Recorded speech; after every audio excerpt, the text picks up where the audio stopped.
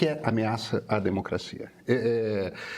Ameaça à democracia pode ser a gente continuar com essa democracia muito capenga que a gente tem, no sentido de que ela é muito frágil institucionalmente e a relação entre os três poderes está num nível de desorganização e com crises continuadas, como a gente não tem desde 1988, com o estabelecimento do regime da Constituição de 1988. Sem considerar o impacto das desigualdades. Eu acho que economicamente o Brasil melhorou muito, Luísa. Melhorou muito. O Brasil em que eu e o Otávio nascemos era um outro país. Era um país que tinha miséria, era um país que tinha fome. As cenas de seca no Nordeste, quando nós éramos crianças, eram uns troços assim, tipo, aterradores. Esse Brasil, o que a democracia brasileira construiu é uma coisa, é qualquer coisa de formidável. Fernando Henrique e Lula, no seu primeiro mandato, são os melhores presidentes da história da República Brasileira. O que esses três governos entregaram para o Brasil, e deixa eu botar o governo Itamar Franco também, o que esses quatro governos, um mais curto, entregaram para o Brasil, nenhum outro governo entregou em nenhum outro momento da história. Não tem. Porque entrega não é PIB crescer, embora isso tenha acontecido também. Entrega é entregar para a sociedade a capacidade de viver uma vida melhor. Isso é democracia. E isso não é um acidente da história.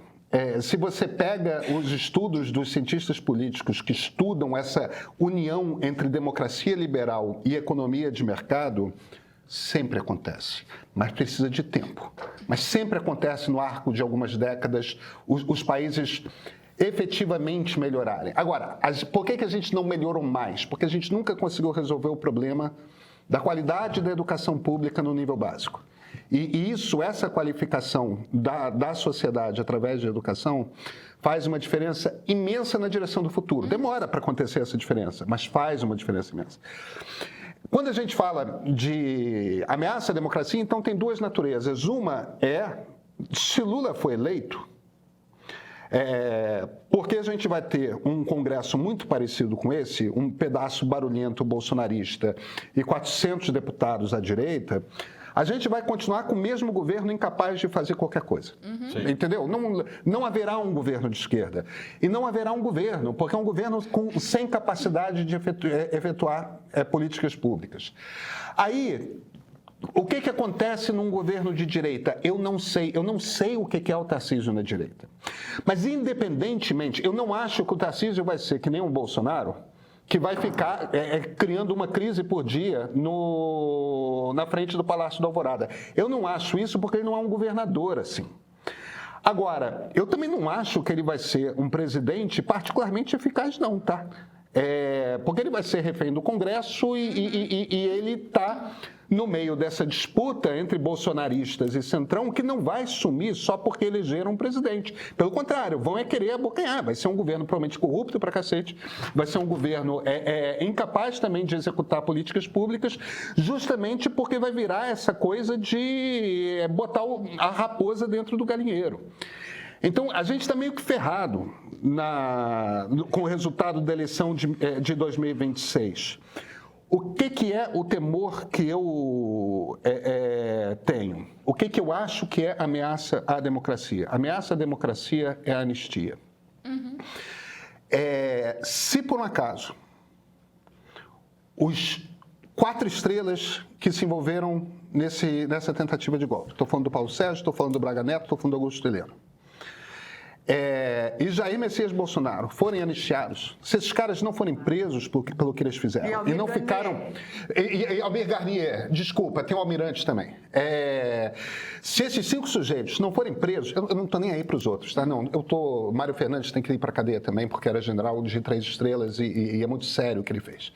Aliás, em termos de gravidade, provavelmente foi o que agiu com maior gravidade. Então tem esses 6 sujeitos. A esperança que eu tenho para o futuro está na prisão e no cumprimento da pena desses 6 indivíduos. Por quê?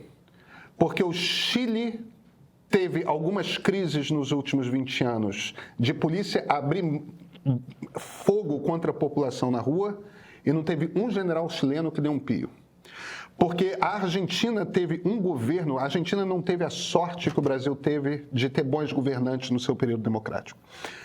Teve um governo ruim atrás do outro. Os governos dos Kirchner são terríveis.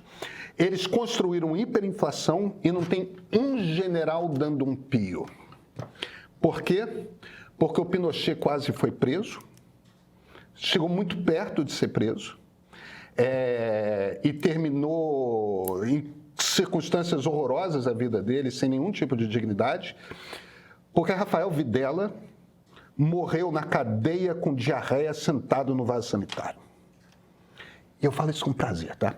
Eu acho que você tem um grande ponto. Então, ameaça à democracia a gente resolve, a gente vai ter uma democracia ruim pelos próximos 4 anos. É isso. Mas 2030 vem aí e talvez dê uma melhorada, porque a tendência da democracia é essa.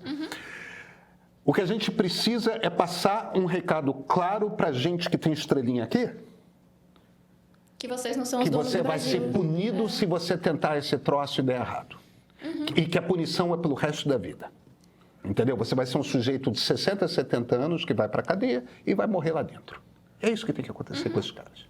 Para te ajudar a compreender cada passo desse processo, a gente acaba de lançar no nosso serviço de streaming exclusivo para assinantes premium do Meio, o 2º episódio do documentário Democracia, uma História Sem Fim, agora chamado de O Julgamento do Século. E olha, ninguém melhor do que a equipe que está há meses mergulhada exatamente nessa história para nos ajudar a juntar todas essas peças. O fato é que nós sempre vivemos surtos autoritários. Historicamente, dar golpe no Brasil é um negócio de menor risco que você pode tentar, né? À medida em que houve um processo de erosão democrática no Brasil, esse processo foi acompanhado de uma maior politização das Forças Armadas. Não havia politização das Forças Armadas? O que eu tenho certeza é que os alto comandos não aceitaram uma intervenção militar. Nós nunca tivemos dúvidas em não sair da legalidade. Não há dúvidas. De um ponto de vista histórico, o que está em julgamento no Supremo é o velho viés antidemocrático das Forças Armadas brasileiras.